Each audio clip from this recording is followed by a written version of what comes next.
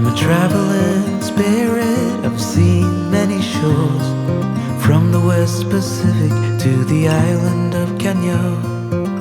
They treat me like a son anywhere I go, and even though no one can tell, I still feel that I'm alone.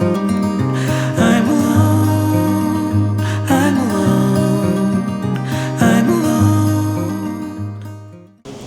Prague is one of the most visited cities in Europe, and it was especially busy this weekend because it was Democracy Day on the 17th of November. After wandering around for a day, we realised we'd never fully understand this on our own, and so we booked one of the free walking tours for the next 2 days. We hope you're enjoying our videos. If you haven't subscribed, please do. It is free, and it really helps the channel grow. And now let's get on with the video.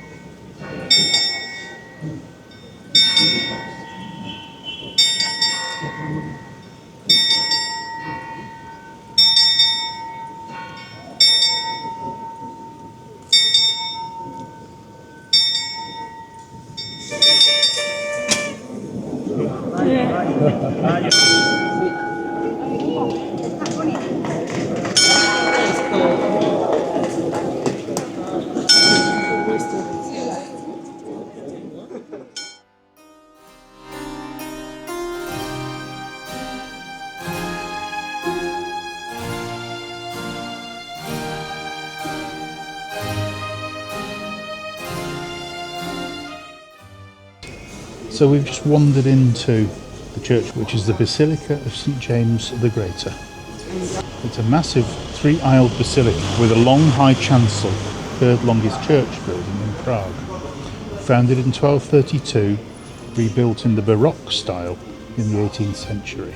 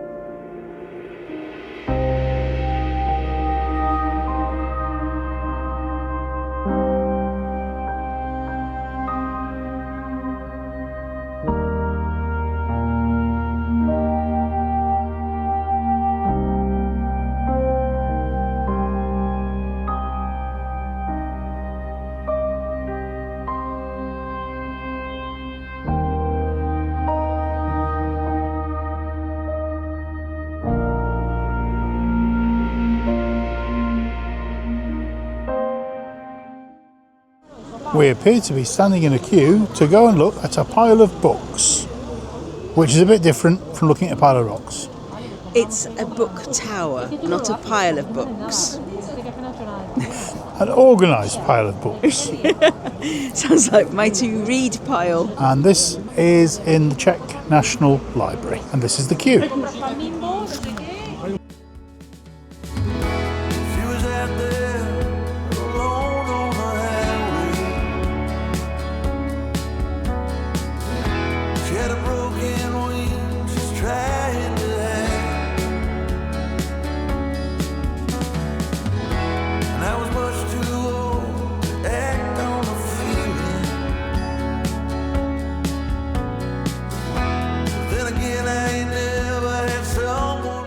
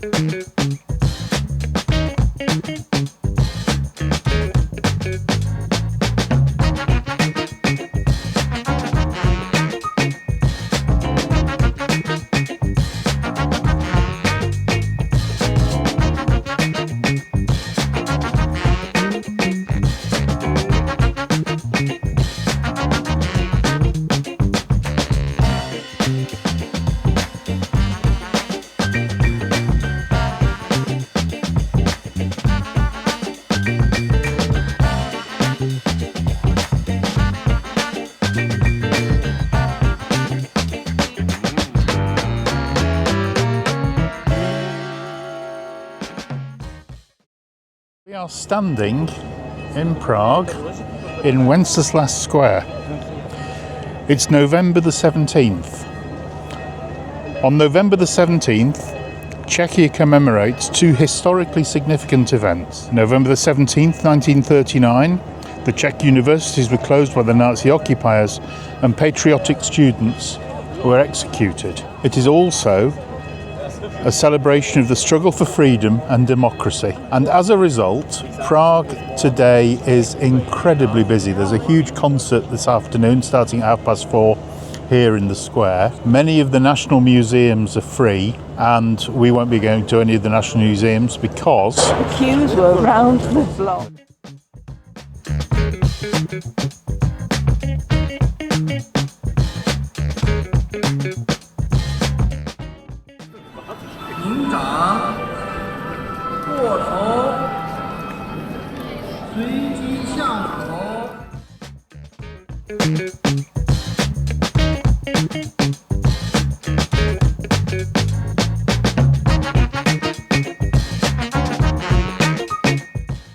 Se děje, mluvím se svými blízkými, uspořádám setkání sousedů, nebo když jdu k volbám.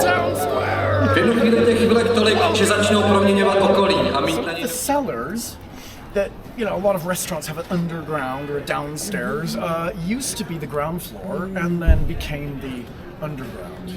So kind of eerie, haunted.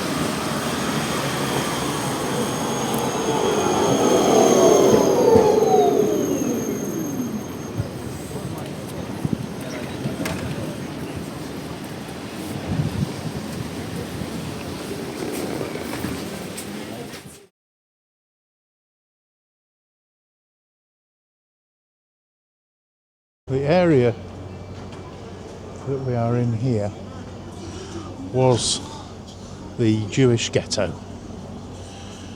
However, in the early part of the 19th century, it was decreed that Jews were able to live amongst Christians, because previously they'd been ghettoised because they weren't allowed to live amongst Christians. And as a result, the area changed, and there was a combination of both Jews and Christians. Now, what actually happened here was that it became somewhat of a iniquitous area. Den of iniquity. A den of iniquity, and this is where the brothels and the sex workers and the like were plying their trade. After a period of time, it was decided that wasn't really the vibe, and they knocked the ghettos down and replaced them with, as they describe, Little Paris. And the next street I'll show you is perhaps the most expensive street in Prague, and you can see all of the designer brands. We might have to pay to walk on the pavements. Yeah, I don't think we can afford to even walk down there.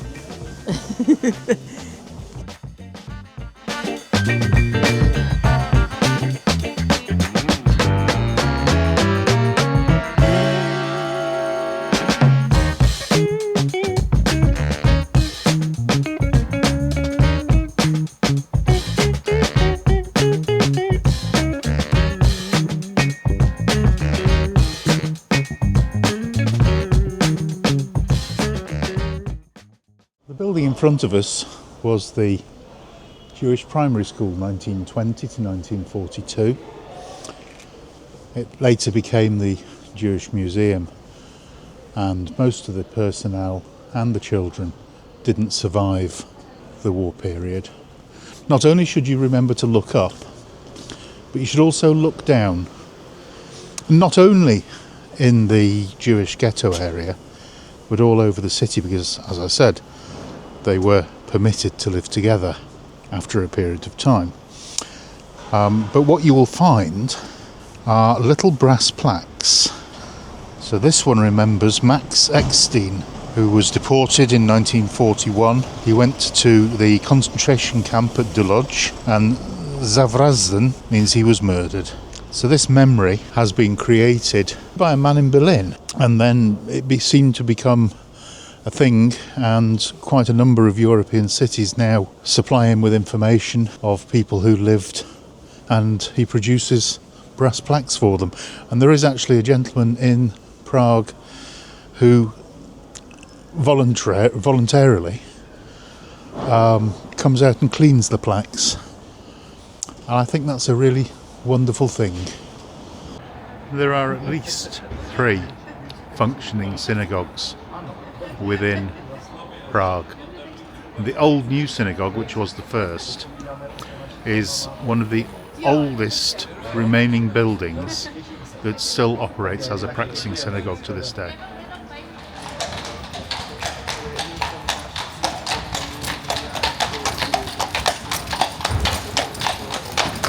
So this is the Seska Philharmonic, one of many performance spaces in Prague, and of course it was at this particular place that Dvorak performed, as well as Mozart.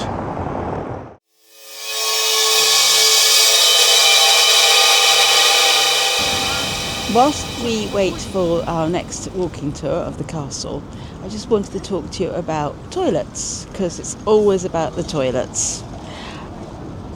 If you want to go to the toilet in Prague, you will probably need to pay. It's usually 20 or 10, mostly 20, krona to use the loo, and there will be somebody there collecting the money in most cases. One of the things that puzzled us when we first arrived was getting our heads around the money. And we were talking to a man in a cafe, and he said, yeah, the money is quite old, hasn't been reminted or replaced for quite some time. So if you're interested, these are the coins. So on the left hand side you have a 50 krona piece, then a 20, then a 10, a 5 and a 2. I'd have found that helpful before I came to Prague, so I hope that you do. We've found the public transport in Prague to be excellent, the buses and the trams. If you're aged between 60 and 65, you can buy a 24-hour ticket, which is 60 krona, works out about £2.21 at the current exchange rate. And that allows you to use the buses, the trams, the metro. It's been really excellent. You'll find that Prague is divided into zones. So the centre of Prague is zone 1. The restaurant that we went to last night was in zone 3, and we took an Uber to that, which was about £6.40 for the Uber. We are positioned, our campsite is in Prague 8, which is up towards the airport, and it takes about 25 minutes, bus and tram, to get into the centre of the town.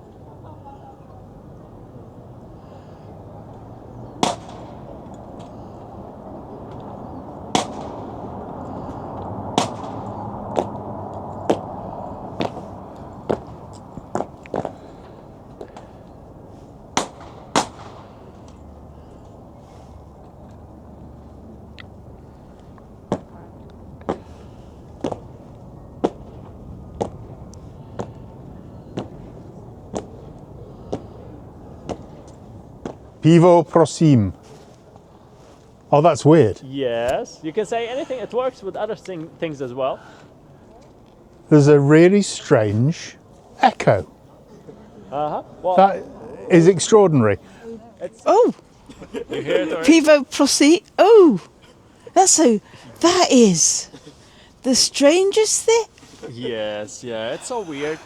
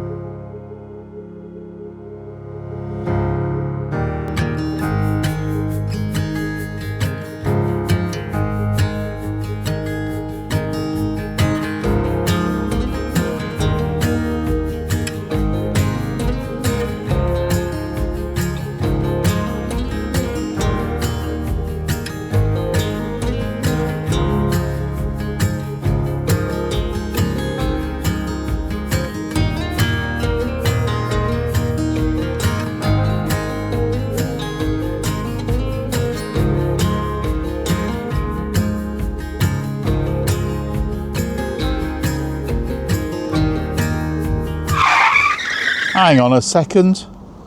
That's all rather boring. Czechia's got such an interesting past that isn't just pretty buildings and beer. There are so many stories to tell. Did you know about the golem who inspired both J.R. Tolkien and Mary Shelley? He was created in the 10th century by Rabbi Lowe, designed to protect the Jewish ghetto, which was one of the largest in Europe. But then he went rogue, and the rabbi had to lock him in the attic. But is it just a story? Apparently he's going to stay in the attic until he's needed to protect Prague again. And then there was Jan Hus. Jan Goose. In English, Hus means goose. He was burnt at the stake in 1415 for his proto-Protestantism ideas. So, they cooked their goose. That's what he said. He was about 100 years earlier than Martin Luther, who nailed his protestations to the church door in Wittenberg. His followers were called the Hussites. In 1419, there was an uprising in Prague and a meeting at the town hall where the Hussites threw 10 people out of the window. This is known as defenestration. Can you think of any politicians you'd like to throw out of the window? Oh, I definitely can.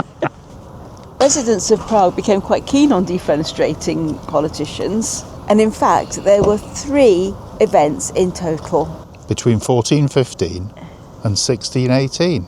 And indeed, more recently, a politician in Russia accidentally fell out of a window. So it goes on. We said that Prague was an assault on the senses. There's just so much. We couldn't possibly see it all in 3 days. You'd need at least a lifetime.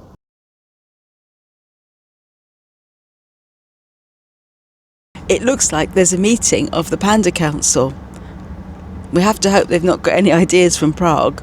Has upset the rest of the pandas. They don't agree with what he's saying. No, George and Joffrey, you can't throw out of the window. It doesn't matter whether you don't agree with him. No!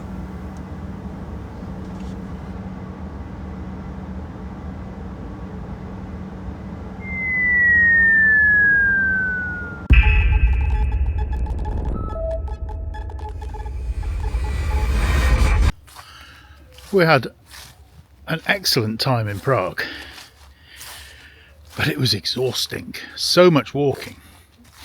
The free walking tours were brilliant, and there's so much to see, and there's so much that we didn't see.